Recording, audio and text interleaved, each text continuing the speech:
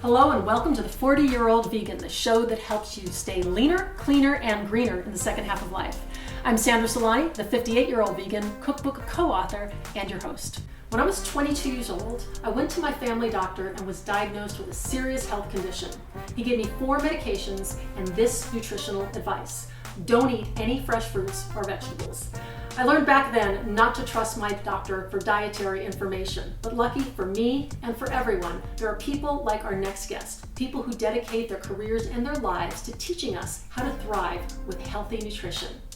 Our guest is not only a registered dietitian, she is an online media expert and has a community of 35,000 strong. She's the author of 2 books and 950 articles for publications like Better Homes and Gardens and Prevention. She is currently attending graduate school at Green Mountain College in Vermont, where she is getting a master's degree in sustainable food systems. And with everything she knows about the science of nutrition, she chooses a plant-based diet for herself and people of all ages. Please join me in welcoming Sharon Palmer, the plant-powered dietitian. Hello. Welcome. Sandra. So good to see you. Hi, Sandra. Here. It's so nice to be here. It's great. Well, I know you've got a great dish you're making today with lots of color, lots of nutrients. What are you making today? I'm making a Thai tofu stir fry with sorghum. Sorghum. Now, sorghum is a grain that not a lot of people know about. Can you give us some information on it? Yeah, this is sorghum right here. It's a whole grain. It's an ancient grain. Scientists think it came from Africa, and it grows all over the world. And it's found in a lot of traditional diets, and it's really making a comeback in the United States. I love it because it's grown here, so it's more of a local whole grain, and it's super packed with nutrients like fiber and slow digesting carbs and protein, vitamins, minerals. So it's really so great. important. I know a lot of people are always worried, are they going to get enough protein? And it sounds like whole grains and sorghum is a great part of that diet. Yeah.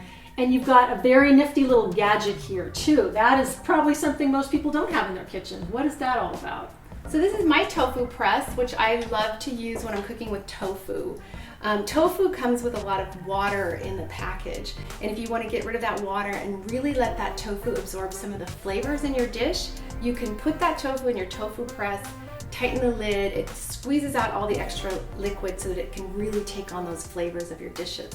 So it sounds like sorghum has a lot of great nutrients, and I'm looking at something else here that looks very nutritious. You've got some beautiful green asparagus. Tell us about the nutritional profile of asparagus. So I love cooking with asparagus because not only is it beautiful and delicious, but it's packed with fiber and special phytochemicals that are health protective. So in this recipe, I'm going to be using some fresh asparagus, and I've also got fresh carrots, bell pepper, some garlic and ginger, and some snow peas that will be going into that stir fry. The colors are amazing, and I know the taste and the crunch and the texture is going to be too. So we've got a great variety here. So to start this recipe, we're going to start by adding a little bit of oil. I like an aromatic oil like peanut oil, or you could also use sesame oil. And if you don't use oils, which a lot of people are avoiding, then you could eliminate that stage. And I'm going to be slicing my asparagus here. I'm just going to trim the edges and then cut it into 2/3 here. And that's going to go into my stir fry. I like to keep the pieces large so you can really see how beautiful they are. Beautiful. So that's going to go in here. All of our beautiful asparagus. I love it. And you know, this recipe has these beautiful, colorful vegetables, but you could also mix it up and change out the vegetables. If you had fresh peas, for example, or maybe zucchini, you could swap those out. So I'm going to add the carrots. And then I've got some red bell pepper that I've sliced in here. We're going to add that. And I'm just cooking it over medium heat. And then we've got some sliced snow peas. I just halved them. So again, all this beautiful color. Lots of great crunch too. Yeah. I really like it. And we're going to just let that saute a little bit here. And while we're doing that, I'm going to shred my ginger and my garlic. So I have 3 cloves of garlic here and a piece of ginger. And one of my favorite techniques is to use a microplane to shred these. So I've trimmed my ginger and I've peeled it, and now I'm going to be just shredding it on here. And I like it. This has a nice healthy dose of ginger. Ginger adds so much flavor, and it's also an herb that has some benefits as well. So I've got my ginger in there, and then I'm going to be also shredding my garlic. This is another easy way to shred garlic. You can use a mincer as well, but since you have your microplane out here, we're going to do some shredded garlic. That is a great way, instead of doing all that chopping. Yeah. Save a lot of time with that. It just adds so much flavor. Right. So now look at all that beautiful. Oh, look at, I love the pungency of the ginger and the garlic together, and they really stand out in a Thai dish. It's a signature flavor with Thai food, so this is going to be delicious when it adds these beautiful, colorful vegetables. Yeah, and it smells so good. So we're going to be adding that to our stir fry. So we're just sauteing this, and you can see that it's starting to. I can smell it already. It's amazing. Get going here, and I'm going to add a little bit of water just to help it cook, and I'm not adding as much oil that way. So if someone wanted to use, let's say, vegetable broth instead of the oil, is that a substitute for the oil? Exactly. If you're trying to avoid the refined oils, you could use a vegetable broth. That's so great. And when you have flavors like this, like the ginger, the garlic, and I know you're adding some more, you don't really miss the oil. I know I've really cut back on my oil a lot, and I've really been enjoying the flavors and haven't missed the oil a bit. So people have options. Lots of options.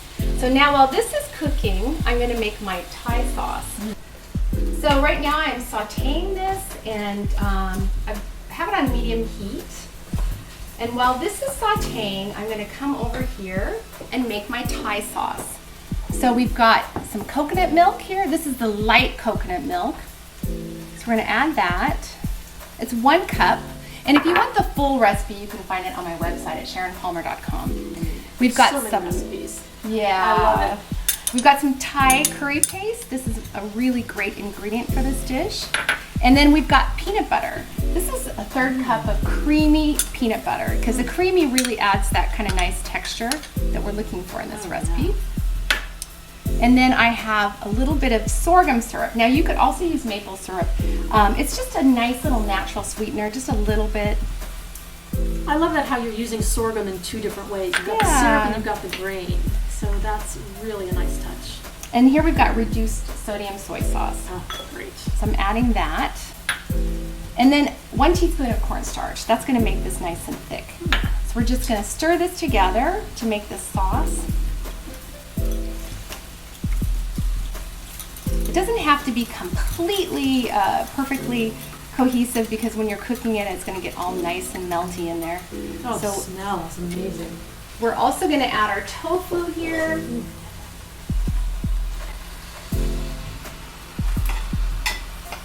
you can see the vegetables are getting nice and tender. This is going to bubble away.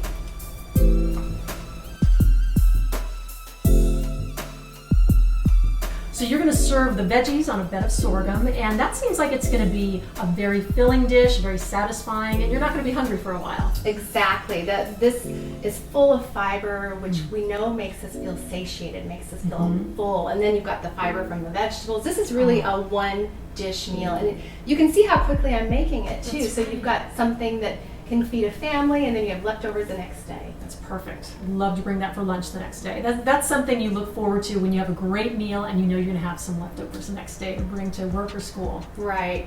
And you can see this is what the sorghum looks like when it's all done. I've boiled it. You can pre-cook this. I've used an Instant Pot to cook sorghum, slow cooker.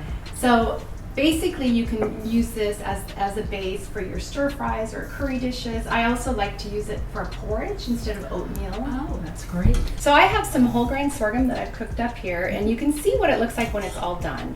I've just simply boiled it, but you can also use an Instant Pot to cook it really quickly, a slow cooker. You can even use a pressure cooker as well. And it makes a great base for this dish with the stir fry or a curry dish. But you could also have it for breakfast. I like to use it for a porridge with berries and nuts and seeds. Oh, that's wonderful. I also like to use sorghum in Salads, like whole grain salads with maybe a nice vinaigrette and some fresh veggies. Oh my goodness. Yeah, your salads are never going to be boring if you can add grains to them. Right. They just give it a whole different texture. And that looks like it has sort of a nutty, chewy texture and flavor. Is that right? It does. It holds up really well. The texture holds up really well. I recommend that people try to have a whole grain in their diet every single meal. This is really the backbone of a plant-based diet, is having more whole grains. They're rich in fiber and all these nutrients that our bodies need. Sounds amazing, and I can't wait to taste it. Yes. So we have our dishes cooking. It's getting bubbly down there. I wish everybody could smell it right now. Oh, it's so good. The peanut, when you add peanut butter, you can't go wrong. I mean, that's why I love Thai food so much. The flavors are just vibrant. Yeah. So this is going to make a nice little sauce that really goes well with the whole grain. Another thing I like to recommend is more intact whole grains, because they have more nutritional value than the refined ones. Okay. So that's another great thing that I like to recommend. So if someone's going to buy a whole grain flour, those are good, but when you can get them intact, that's the way to go? Yeah, when I kind of put it on a spectrum of grains, where your whole grains, when they're in an intact form, the way Mother Nature made them, they grow on a grass plant and they're simply harvested. Those are actually seeds. They're harvested and dried, and then they're put in a package, and we just cook them and eat them. So that's really the best way to eat whole grains. They are beautiful, and I can't wait to taste them. So this looks like it's thickening up nicely here. Wow. And the cornstarch really helped make it a true sauce. You just really did that so quickly. yeah, It's a nice consistency. this is a great sauce that you could use for other stir fries as well. I'm gonna increase that a little bit. Yeah, I think once people have a great sauce, they can use it for so many different types of dishes and really get creative with the veggies and just have that sauce as a basis. Yeah, another thing you could do instead of the tofu is seitan. Have you tried seitan? I have, yes. Very good and chewy, and that's made from vital wheat gluten. Right, it's another plant protein. It's a traditional plant protein, and it is made with wheat, so it's a gluten. So if you're gluten free, if you're avoiding gluten, you wouldn't be able to have that. Now, sorghum gluten-free? It is gluten free. Oh, that's great. Yeah. That's great. That's another benefit of this grain. If you're avoiding gluten, you can't have it. Then you could have the sorghum. Wonderful. Yeah. It's a great option. So this is bubbling up here. I think we're almost ready to dish this up. Oh, smell. It's amazing. So it looks like we're ready. So what we're going to do is dish this up. It's all ready to eat. So I'm going to dish up our sorghum. Just a nice little serving of our whole grain sorghum. And we get to try this stuff, Sandra. I cannot wait. And then we're going to serve some of this. Beautiful sauce. Yeah. I'm going to get some of the sauce with this little baby. How pretty.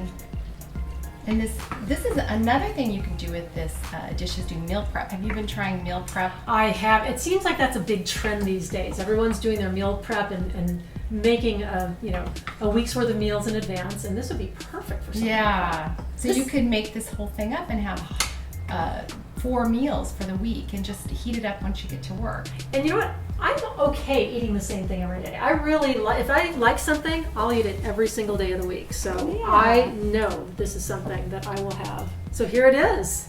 Sorghum with a beautiful Thai sauce and tofu. So good. That ginger is coming right through. The ginger, the garlic, the sorghum is just chewy. It's so satisfying. I think people are going to love this, Sharon. If you want this recipe, you got to check out Sharon at SharonPalmer.com. She's got 2 great books, so visit her website. There are so many recipes for you to enjoy. And remember, when you live plant-based, the second half of life can be the best half of life. Thanks for joining us, and I'll see you next time on The 40-Year-Old Vegan. Hello and welcome back to the 40-Year-Old Vegan. We are going to make some great Cabo quesadillas today using Cabo brand tortilla chips, and I'm going to talk about these a little bit more in a moment and why you should use these over any other brand tortillas. There's something really unique about them, and it's going to give you a great finished product every time. So this particular Cabo quesadilla is like a traditional quesadilla in that there's 2 flour tortillas, but normally quesadillas are filled with cheese, and we don't need that cheese. It's loaded with fat and cholesterol, but we can make a vegan version. And we're going to start with cashews. This is how we get sauces and cheeses very creamy. You take raw cashews, not dry roasted, soak them overnight, and then rinse them. And I'm using a half cup. We're going to put them in our food processor, and we're making what's called a cashew cream. I'm going to add an equal part, half cup of water, and this is going to form the basis for that cheesy quesadilla filling. So we're going to blend this and just get it creamy.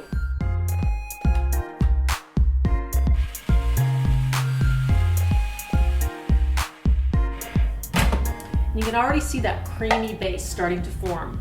Now another way we can get things creamy is by using vegetables that have a creamy consistency already. So we're using artichoke hearts. And this dip is going to remind you of those dips you get when you go to a restaurant that's filled with spinach and artichoke hearts. That's what we're emulating, but we're doing the plant-based version.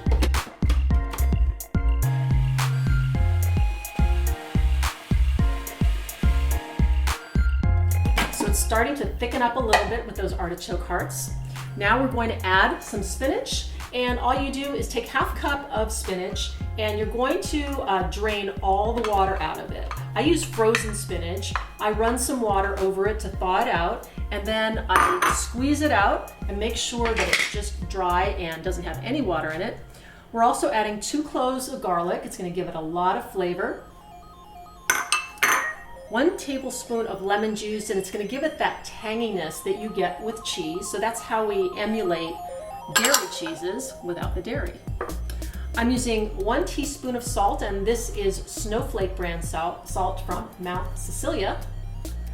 And another secret ingredient, Nooch, also known as nutritional yeast. This is a dry deactivated yeast that makes things taste like cheese, and it's really good for you. There's lots of B vitamins and protein, and you can buy it in bulk or in containers.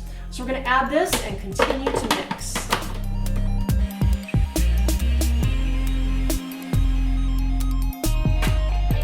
Now I'm going to add just a little bit more water, and you can add another maybe 1/4 cup of water if you want to make it a little bit thinner consistency. And you're going to get a nice creamy spinach artichoke filling.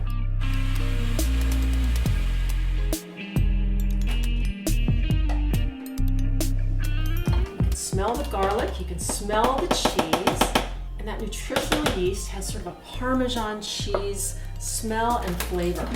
And so what we're going to do now, we're going to heat this up. We want to get it kind of warm and bubbly to go into the middle of the quesadilla.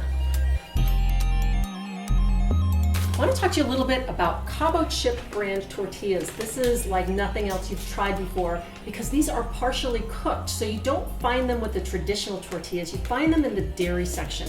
And when you touch this product, by simply feeling it, you're going to know it's something special. It doesn't feel like a regular tortilla because it's not. It's the raw dough. It's not yet fully cooked until you make it fresh. So you get that sort of restaurant style cantina flavor. And if you've ever gone to an authentic Mexican restaurant where they're making the tortillas by hand, you know that nothing tastes better than a real tortilla that's been cooked fresh. So we have our cheesy spinach artichoke mixture cooking, but we're also going to cook our Cabo chip tortilla. And what you do is put it in a dry, non-stick pan. And you don't have to add any extra oil to this. And the thing I love about this, look at how warm and beautiful and bubbly they get. So that is as close to homemade as you are going to get. This is non-GMO, it's gluten-free, there's no trans fats, no preservatives. There's actually 4 ingredients in this product. It's flour, water, coconut oil, and sea salt. So it's as clean a product as you're going to get. So what we do, now that we have our tortillas heated up, and you just flip them every 10 seconds or so until they get that nice bubbly brown texture. And then we're going to add our filling and we'll be complete. This smells so good. And all we have to do now is blend it into the middle of our tortilla. And we're gonna spread it around. And it's cheesy and warm and bubbly. You can see the spinach there, you can smell the garlic. And those Cabo tortillas are so fresh. You're never gonna go back to the regular kind again. You can find them at cabochips.com. And remember, look for them in the dairy section. If you go online, they'll tell you which stores near you carry Cabo chips. And if your store doesn't carry Cabo chips tortillas, ask them about it. Because as a consumer, you can help stores make decisions and have them carry better, healthier products. So now that we have the bottom and the top on our quesadilla, we're just gonna cut it into 4 pieces. And it's nice and warm. So you wanna serve this right away after you make it. And the final touch, just for some color, put in some tomatoes, add a little red, and you've got a beautiful, healthy, cholesterol-free Cabo quesadilla. Enjoy. Let's take a taste. The spinach and the garlic are amazing. The quesadilla has this wonderful chewiness to it that you only get when you have a homemade product, and this is as close to homemade as you get. And you've got something that you can serve at a party. You can bring this for lunch. It's portable, it's delicious, and it's completely plant-based. So I hope you make our tortillas and our Cabo quesadillas. You can find this recipe at 40yob.com. And remember, when you go plant-based, the second half of life can be the best half of life. Thanks for joining us. See you next time.